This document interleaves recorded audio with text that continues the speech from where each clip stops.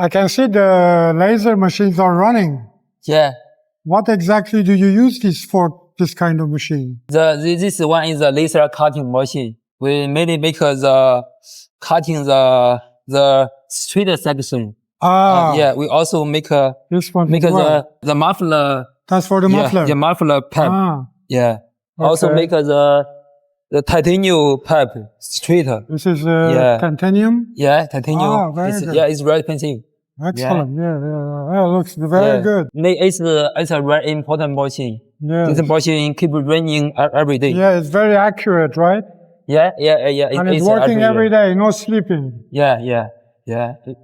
You know, exhaust the pipe, the first time is cutting. So this machine keep working all day. And it's all computerized, right? Yeah. You can see the next machine. Yeah, this machine mainly for the cutting the plates. The material. One is the pipes, one is the plate. So these are for brackets, are they? Yeah, the plate. They use this bracket for what purpose? Yeah, for exhaust the bracket. Holding the, in position. Yeah, also make a muffler the body and the body, Yeah, even cutting the logos. Yeah. Oh, logo. Yeah. Very good.